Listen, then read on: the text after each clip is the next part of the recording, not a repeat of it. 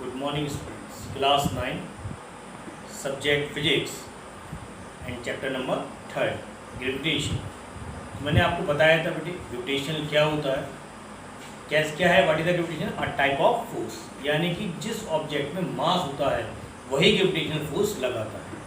Okay, gravitation क्या लगाएगा? Gravitational force apply करेगा वो. जैसे कि एज ए एग्जाम्पल, अगर मैं हम लोग हैं आपस में, आपने देखा होगा कि अगर टू लोग हैं तो ग्रेविटेशनल का force already I am also, मैं मार सकता हूँ बेटे, सही है, और अदर पर्सन भी क्या लगता है, मार सकता है. तो क्या अगर वो मेरी तरफ अट्रैक्ट कर रहा है तो उसका मतलब कब कर रहा है? या तो मुझे कहीं ना कहीं उसमें मैक्सिमम मास है इसलिए वो मेरी तरफ क्या कर रहा है, अट्रैक्ट. जैसे एज ए एग्जाम्पल अर्थ को देखता हूँ, अर्थ हमेशा में क्या करती रहती है, अट्रैक्ट करती रहती है. क्यों? हमारा मास उससे क्या है, बहुत ही कम है, इसलिए वो हमें हमेशा में उसकी तरफ क्या होती है, अट्रैक्ट होती रहती है. अगर हम ओके बेटे, आज हम बात करेंगे बेटे सोलर सिस्टम की. तो क्लास 8 में आप पढ़ चुके हैं, तो आपको क्लास 8 सोशल साइंस के टीचर ने आपको सोलर सिस्टम के बारे में एक्सप्लेन करा होगा. उसमें आपको बताया होगा बेटे अर्थ मूव अराउंड द सन. अगर हम बात करें कि ऑलरेडी जो प्लैनेट्स होते हैं सोलर सिस्टम में वो मूव कर रहे होते हैं बेटे सर्कुलर ऑर्बिट में around the sun. Condition that is in it is the gravitational force between the sun and the earth which keeps the earth in uniform circular motion around the sun.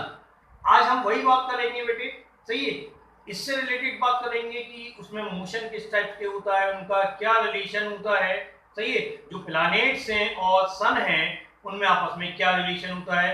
तो इनका जो relation दिया वो Kepler ने दिया. उन्होंने 3 law explain करे इससे रिलेटेड.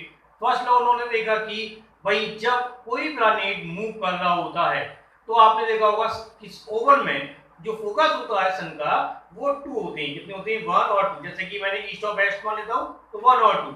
तो प्लैनेट उस पर क्या करता है बेटे, हमेशा फोकस करता है. सेकंड लॉ उन्होंने क्या दिया? उन्होंने ये दिया कि हमेशा जितना एरिया इक्वल टाइम में जितना एरिया वो ऑलरेडी स्वीप कर रहा है तो अदर साइड में भी उतना ही एरिया वो, यानी कि आपस में कैसे करेगा, जितना वो स्वीप कर रहा है आपस में कैसे करेंगे, इक्वल होगा. क्या होगा? Sweep the first portion area is equal to the area of the other portion. Okay बेटे, Kepler's law of planetary motion से बात करेंगे. John Kepler was a 16th century astronomer who established 3 laws which govern the motion of planets means around the sun. First law क्या दिया उसने बेटे? The planets move in elliptical orbits around the sun with the sun at one of the 2 focus of the elliptical orbit. जैसे कि already मैंने बताया कितने focus होते हैं, 2 होते हैं. elliptical orbit में प्लैनेट मूव कर रहा है, जैसे जैसे वो इसके पास आता रहता है स्पीड उसकी कैसी होती रहती है, बढ़ती रहती है. डिस्टेंस भी क्या हो रही है, पास में. जैसे ही पास में आया तो यहाँ पर डिस्टेंस कैसी हो गई बेटे, पास कम हो गई. लेकिन जैसे ही वो नीचे की ओर जा रहा है तो उसकी स्पीड कैसी हो गई, कम हो गई.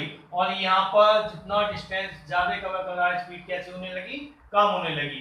तो वो क्या कर रहा है, उसको क्या कर रहा है बेटे, with the sun at one of 2 focus of the elliptical orbit. That is the first law. Second law, okay, Kepler second law क्या था, मैंने आपको बताया था.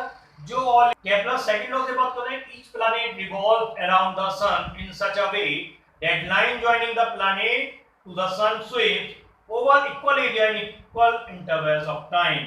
मींस जितना एरिया ऑलरेडी अगर मेरा प्लैनेट ये है उसने जो ये एरिया कवर करा, तो अगर मैं स्विमिंग की कंडीशन देखूं ऑलरेडी सन क्या कर रहा है बेटे, यानी कि वो लाइन जॉइनिंग कर रहा है, सही है. Sun sweeps over equal area, तो जितना एरिया ये है हमारा, सही है, एक area of AOB is equal to area of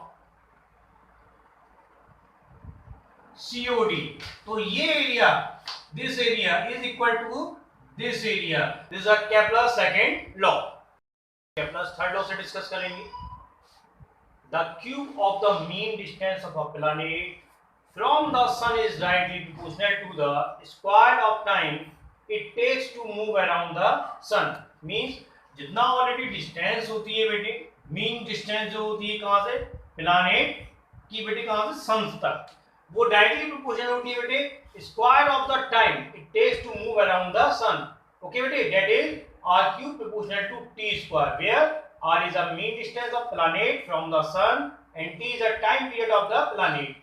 मैं दोबारा से एक्सप्लेन करता हूँ। फर्स्ट लॉ क्या दिया बेटी, आपने देखा होगा जो प्लैनेट्स होते हैं वो सन की बेटी क्या करते रहते हैं, इलिप्टिकल ऑर्बिट में मूव करते रहते हैं। किसके ऑर्बिट, सन के चारों तरफ, ये आपने देखा। बट लेकिन उसमें आपने क्या देखा, वो यानी कि वो क्या करते हैं, प्लैनेट जो होते हैं वो यानी सन पर एक फोकस पर होते हैं। कहां पर होते हैं बेटे, उसके फोकस पर होते हैं। सेकंड लॉ उन्होंने क्या दिया कि जितने जो भी हमारे प्लैनेट्स हैं, सही है, प्लैनेट्स को सन से जो भी ज्वाइन करती है लाइन, जो भी लाइन ज्वाइन यानी कि कैसी इमेजिनरी लाइन कहलाती है बेटे, इमेजिनरी लाइन इक्वल इंटरवल्स में इक्वल एरिया कवर करती है। That is the Kepler's second law.